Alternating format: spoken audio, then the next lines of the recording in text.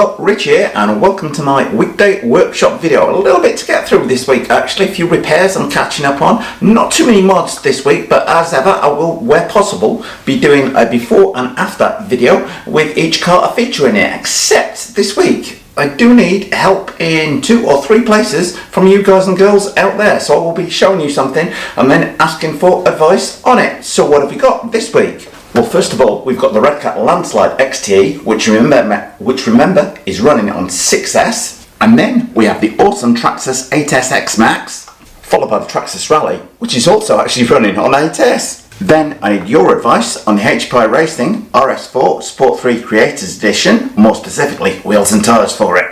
And then it's on to the Traxxas TRX6, which again, I need your advice on. And getting straight down to it with Red Cat Landslide XTE, what is the problem, Richie? Turns that way fine. Oh, that definitely does not sound good. Just run a 3S pack just purely to power the thing up there, guys. So what I've got is a Zuske 25 kilo digital servo.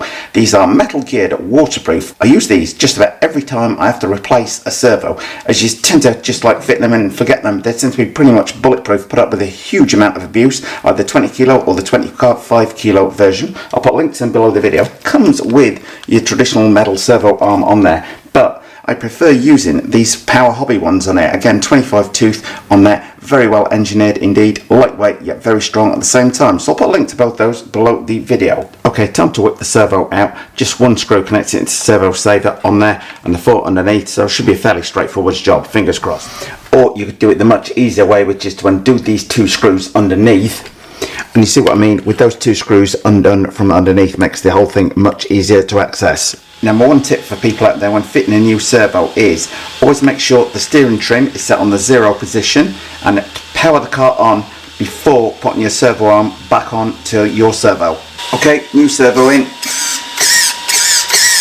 Ready to rock and roll, bar for one small problem. Anyway, there is a problem at the back of the car, which the keen-eyed amongst you will have spotted, that I need your help with.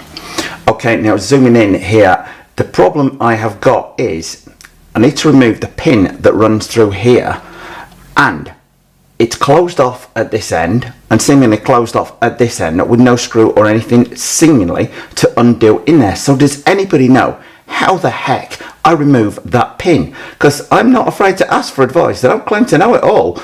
So somebody must have done this similar job before. So please, all advice on how to change that pin, most welcome.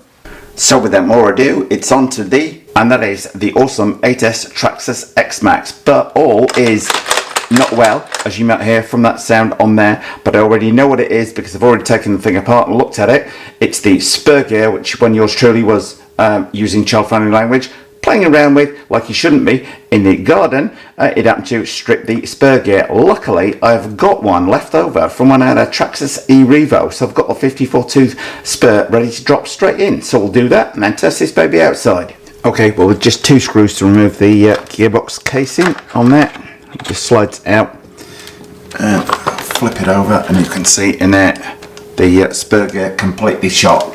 Indeed, to get access to the spur gear, all you've got to do is undo these 4 screws on here, but as you will note, well, the WD-40 have sprayed down in there as ever, one in the corner, proving an absolute pig to remove. So back in a second.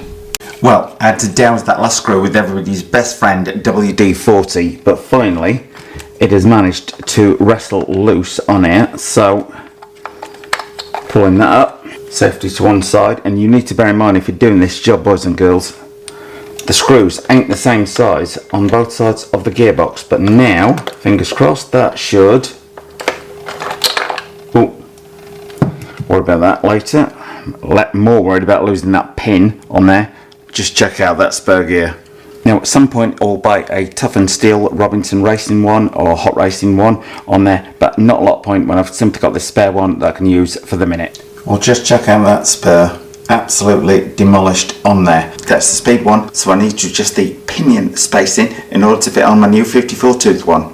Now, if anybody's not sure what I meant when it comes to adjusting the pinion spacing on the Traxxas X Max, you have these little pins underneath. So I've shifted it to position I, which is the 18 tooth pinion, 54 tooth spur. So now the whole thing should go back together like a dream, you say. Okay, time to get the gearbox case on. Let's take for a quick spin outside. Okay, well, I'm slightly nervous that the mesh is slightly too tight, but I've used the pin system and I've got both pins on the letter I on here, which is the same as it should be for 18 and 54 tooth, but it does feel a little bit tight, so let's just see.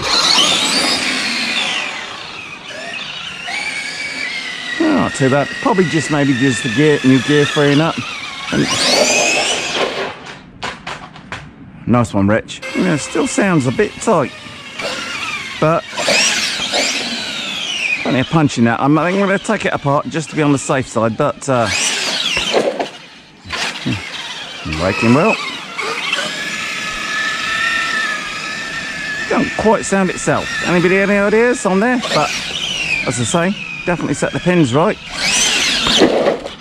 Anyway, on to the... Whoa, Richie, whoa, moment. I'm not going to waste anybody's time with the Traxxas AS Rally today. I have stripped it all down to show you guys and girls what the problem was, where I thought the spur gear was absolutely fried. The spur gear is absolutely fine. There is no loss of power today whatsoever. I would just say at this point, folks, I do have a partially worn set of the Armour DB Hoons tires which are fit to this car, brand new set fit to this, but these ones are on their last legs. They ain't no use for anything other than a burnout. So you want to watch that? Get subscribing, because the burnout is coming within the next 24 hours. I want to swear so loudly because I've wasted about an hour taking that car apart. I had no drive on the thing the other day at all. Everything now absolutely fine. So on to the next, and that is the HPI Racing RS4 Sport 3 Creators Edition car.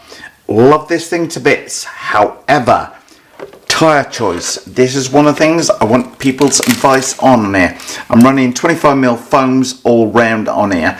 They're like okay, but they're not ideal. The car is supremely well balanced, but it doesn't feel that well balanced with these tyres on.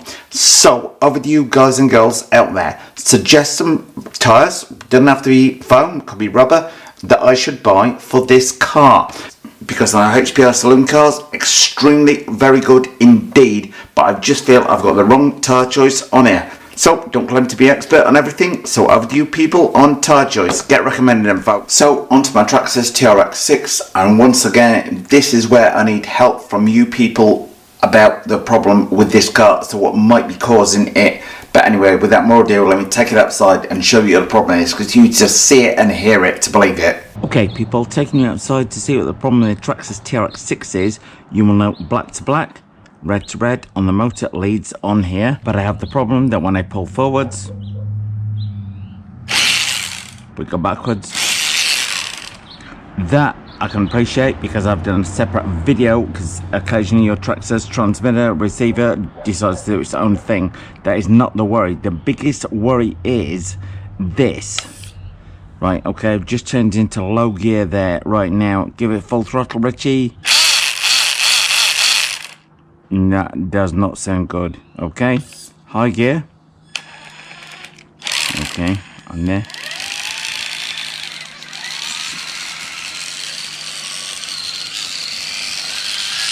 Okay, so it's all working fairly well in high gear, but that horrendous clicking noise is not really impressing me at all. So, as I say, this week, Richie's workshop video is over to you guys and girls. The reversing problem, I can sort that out, because the Traxxas transmitters do that every now and again. I did a video on how to reset the reverse on the Traxxas transmitter, because it just does it on its own without any warning, and it's got like thousands of views on there. So no advice needed on the reversing thing, but more to the point, what is causing that clicking noise? I've taken the gearboxes apart, the gear mesh set absolutely right on there. Anyway people, fire away with your suggestions in the comment section below the video. Thanks for watching. Well, that is the end of Richie's weekday workshop video this week. As you can see, life in RC car game is never particularly easy, but the one thing I would say is, why has nobody asked what that RC snowmobile is on the bench for as yet? Well, thumbs up if you like this video, guys. Post any comments you might have in the comment section below the video, and hit the circle below to subscribe. And if you do hit the circle, don't forget to hit the bell. Just remember, guys, if you like what you see today, don't forget to subscribe